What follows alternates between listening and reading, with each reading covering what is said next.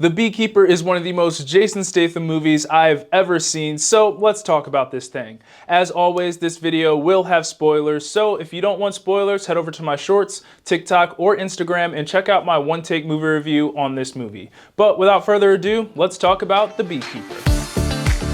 So in this movie, we follow Jason Statham's character, Adam Clay, who is working as a beekeeper, which has two meanings in this movie. But when someone he cares about gets taken advantage of and she pretty much loses all of her life savings and eventually kind of offs herself, Jason Statham goes on a revenge tour to find those responsible and, well, take them out. As always, jumping right into the good, and this is an action movie, and it's safe to say that this movie had some really good action. Now, this is one of those movies that knows exactly what it was.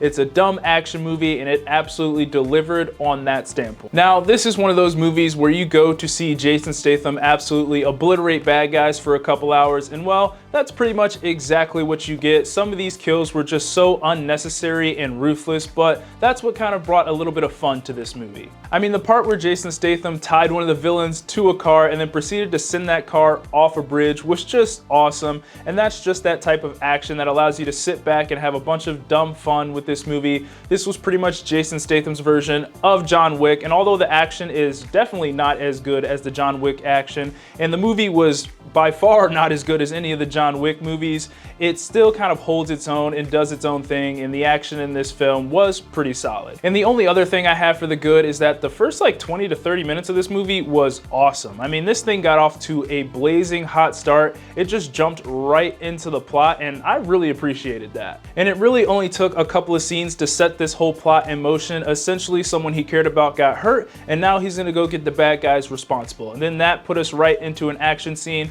where he essentially just blew up the call center that was responsible for scamming the lady that he cared about. And I just thought the first 20 to 30 minutes of this movie was great. Now, after that, this movie kind of slowed down a little bit, and I found myself a bunch of times just waiting for another action scene to pop up because the action was the best part, as I said before, and there was really nothing else really that special about this movie outside of the action. Moving on to the so-so, and the first thing I have here is the story. Now, yes, I understand that this is an action movie, and it wasn't trying to have a super deep story with lots of meaning, so I won't go too hard on it, but this story, if you think about it enough, has so many plot holes that just don't make sense, and it just really wasn't a well-written story. Lots of characters in this movie were just showing up at random places with no explanation, or even no explanation on how they even knew to go there in the first place. And also, this movie takes a lot of beats from the John Wick movies,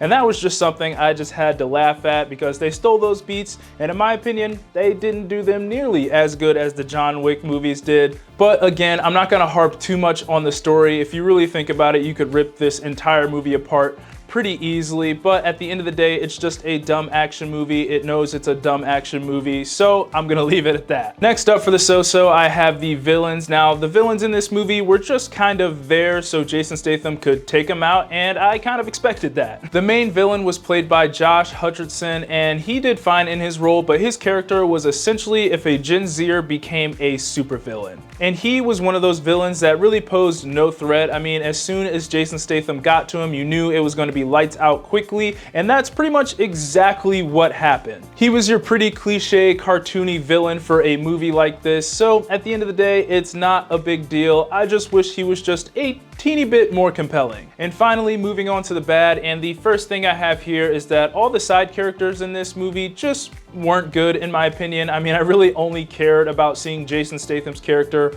on screen because all of the other side characters were just so uninteresting. When Jason Statham was on screen, and it was usually during an action sequence in this film, that's when I had the most fun with this movie. That's when I thought this movie was at its best. But when we would spend time with the other side characters, I could truly just care less. All the other characters just kind of felt like they were there because they had to have more than one character in this movie, and this is no slight to the actors that played those characters. I thought they did fine.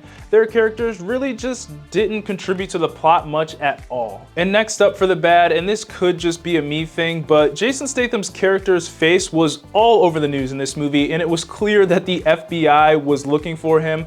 But even with that, he just walked around just with no mask mask and no one ever recognized him. I mean, there was even a scene where he walked up to a bunch of FBI agents with nothing but a hat and a jacket on, and they just didn't notice who he was until he started to fight them. And you would think, with his face being plastered all over the news in this movie and the FBI on his trail and trying to find him and stop what he's doing, that they would recognize him, but they just didn't. And this also happened in the final act of this movie, where he was hunting down the villain and he kind of snuck into their little private party, I guess it was, but he was just walking around this party with no mask, no disguise. He was just in a suit, looking smooth, and again, no one noticed him or no one recognized him, even though he's really like the most wanted man in this movie right now. I mean, no one even noticed he was at the party until he showed his face to that FBI agent. So that's just something I noticed, and it's probably just a me thing, but I just wish they would have put just a little bit more effort into having him maybe disguise himself just a little bit more. It doesn't have to be anything crazy, but holy crap, when you're the most wanted person in this movie and you just walk around barefaced with no disguise and somehow none of the other characters notice you with your face plastered all over the news, it just bothered me just a little bit. And finally, for the bad, I have the ending. Now, for me, the ending of this movie just straight up sucked. I mean, you thought we started this movie super quick. Well, it ends even quicker. It's pretty much Jason Statham takes out the villain, pieces out, and then we cut to black. And I was just like, oh, that's it. It just made the ending feel super anticlimactic in my opinion. There was no big fight or chase scene with the main villain. Jason Statham just pretty much puts a bullet in his head, jumps out the window, jumps into the ocean, and swims away, and that's literally it. I just wish there was a little more there, and I feel like I shouldn't be able to explain the ending of this movie in 5 seconds. But at the end of the day, I didn't expect much from this movie. It's a cheesy action movie that knows exactly what it is. It's a story with a lot of plot holes and uninteresting characters, but it's got great action, so I guess it accomplished what it set out to do. Those are my thoughts on The Beekeeper. Be sure to let me know what you thought of the movie down in the comments, and as always, be sure to like, subscribe, comment, get your Eazy Apparel at shopeasyapparel.com. God bless, and I'll see you guys later. Peace.